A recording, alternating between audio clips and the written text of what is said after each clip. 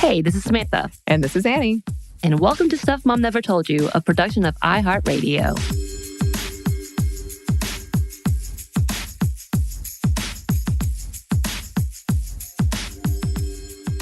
It's time for another Monday Mini in our quarantine times where Samantha and I are coming at you from I'm in my closet / office space.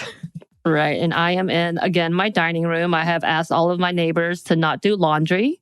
Nor play music, although the cutoff time was at 4. So if you hear it, it's at 4 now. Yeah, we're running a little behind. As per usual. Also, hopefully this recording is going to sound much better than the last one because I may have not understood what I was doing on technology once again. Every day is a learning curve. We're all works in progress, Samantha. I'm thinking about recording on a poster board and putting it in my window and seeing that's awesome. What that does, if anything. Probably people just be like throwing stuff in my window. What are you recording? Right. I feel like that might bring on like antagonizers and trolls. Yeah, I think you're right. So for today, we wanted to talk about productivity during this time of staying in. And how would you say you're feeling about productivity, Samantha? Right. I think with everyone else, I'm having this challenge of finding a balance and making sure I'm doing what I need to, but at the same time, not pressuring myself to do what I need to, because this is a trying and a weird, difficult time. So acknowledging that is a thing, but as well as I do feel kind of yucky when it's been day 3 of no shower, same pants, same shirt. Where are you in that arc right now? I took a shower today. I put on a little makeup. Nice. I even put on new pants. It's not real pants, still pajama pants, I did some laundry. So, trying to do some things. But overall, I think it's just giving myself a leeway and understanding it's not going to be normal. This is not normal. And it's okay to not have a normal routine all the time. Although I know I say this as a single woman living by myself, and having the space to create my own schedule as well. Yeah, and that's an important caveat is we're both single and we don't have little children to take care of or even bigger children, no children. Right. And that definitely changes the conversation when we're talking about productivity. And I know some listeners have written in about it, and I'm sure all of us have seen it on social media where there's almost 2 sides of it. Like, oh, take this time. Isaac Newton did this when he was in quarantine and Shakespeare did this. And then there are other people that are like, this is a terrible time and you're anxious. Don't do anything. And so sort of going back to what you're talking about of finding that balance. And I know as women, we've talked about this before, for a lot of us, there is this pressure, both internal and external. I have to be productive and I have to do this, this, and this.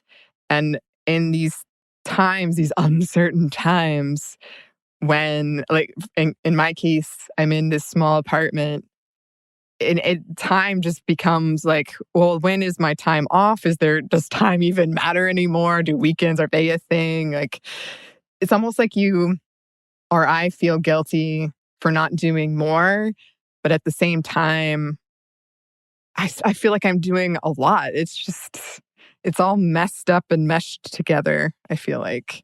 Right. And I'm very analytical. So for me, a part of my thing is listening to the anxiety and the inner voices, for lack of better terms, of how I'm dealing with all of the chaos that's happening. And for me, a big forward for me is the fact that I can take my anxiety, I can actually feel it coming on, and I know what's happening, and having the time to step back and being able to acknowledge it, try to do my self-care things that I need to do for it, and in order to come back to what it would be normalized for me, and then being able to manage all of those things. And I think that's a really big thing that all of our listeners need to remember is different days and different anxieties or different depressive moments are going to happen, whether it's because you are fearful for a loved one, for yourself, or because you are alone, or because you feel like you're not doing enough.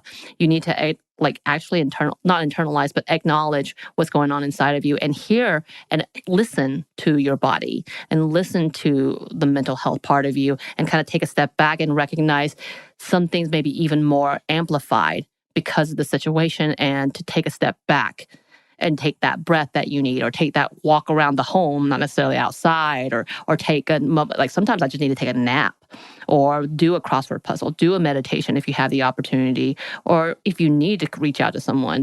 That's something that is really important for you to do as well, no matter what, is to be able to hear your body, hear your mental health and your stability as part of this.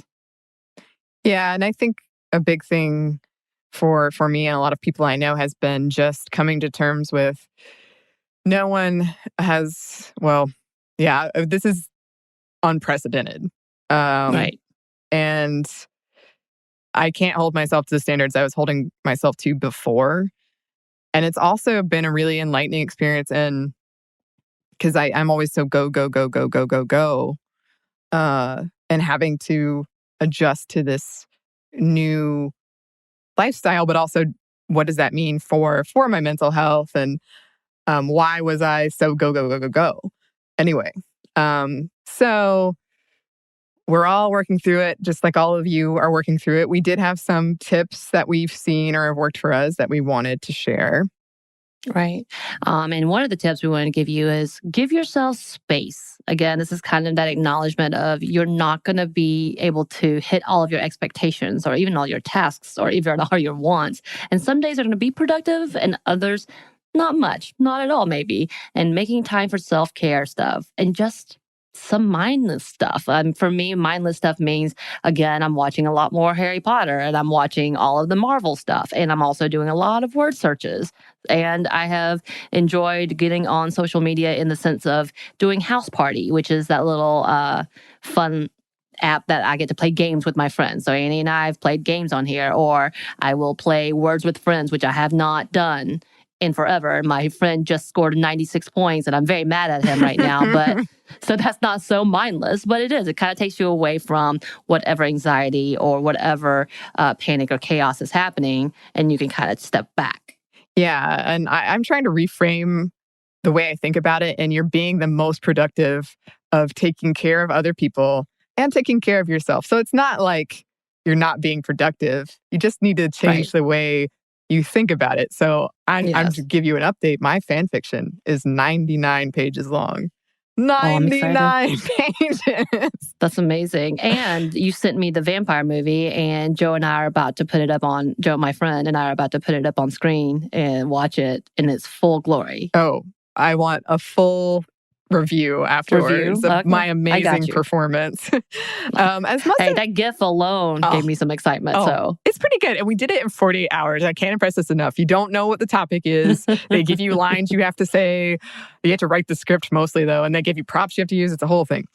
But anyway, if you are looking to sort of get back more routine in your life as much as you can, giving yourself goals and a schedule, but also giving yourself flexibility within that. This obviously depends on what exactly your days in general consist of. If you have kids, you're now teaching and or a job, or are single and unemployed, a lot of factors to take into account there. I've seen a lot of, going back to what you said, Samantha, changing clothes is a way to do this, even if it's into more but different loungewear. Like you've got your morning pajamas and your night pajamas, showering, brushing your hair, just doing things to give you some semblance of, there's different stages of my time here happening. Right. Or giving semblance of what used to be. Yeah. And if you find yourself constantly getting derailed, checking the news, make sure to unplug for at least a few hours a day. Set aside all of that social media. Set aside, and when I say that, I'm talking about Twitter, I'm talking about Facebook, I'm talking about, not Instagram necessarily. Hopefully those are a little more pictures, but it does do well for you to kind of step back again from everything that seems like it's horrible and is burning. The world is burning. Mm-hmm. Maybe consolidate your news into a few segments or one big segment, whatever is best for your personal mental health. For me, I'm again trying to step back from social media like that because I really get caught up in Twitter, but I will go for like about 30 minutes of looking at different like point of views. And so not necessarily picking and choosing, but at least getting mine in small blurts that I can easily dismiss if I'm tired of it. Yeah, and this is something I've seen so much in my friends, and I've been trying to get them to step away because they'll text me in a panic, like, "I just saw this on Reddit and Twitter," and like, "Okay, yeah, I know." I just give yourself some space back from it because it can really wear on you. It can really wear on you. And speaking of mental health, reaching out to folks if you need it and trying to keep a close eye on your own mental health. One of my biggest worries about this is seeing this very thing, the deteriorating mental health of some of my friends and just this air of hopelessness and defeat and fear of death. And as a country and a world, we're experiencing a trauma right now. There's never been anything like this in our lifetime. And that's a big deal. And it totally makes sense if you're feeling depressed as a result of it. But knowing what that is and finding ways to deal with it, to cope with it is so important. And for those who do feel like it's, hopelessness and defeat or fear of death or something, any of those things, sometimes it's nice to concentrate on how you can help. Yeah. Than not just on why everything's going wrong. For me, it's been a big thing because I have so many people who are in the service industry that I support the best that I can, whether it's ordering food, tipping extra large. We have things in Atlanta, I'm sure it's everywhere, where you can tip servers just by like clicking on a link and it gives you a name with their like PayPal or Venmo and giving a little there. Or not if you don't have money, because I know a lot of people don't have money, doing these little check-ins with your friends is going to help you. When you're focusing something beyond yourself, it's always nice to see. If you're having a hard time and you can't focus beyond yourself, ask to talk to someone, because not only will you hopefully you could be able to get a distraction, but you can kind of talk each other off a ledge. I mean, I get, put it in better words.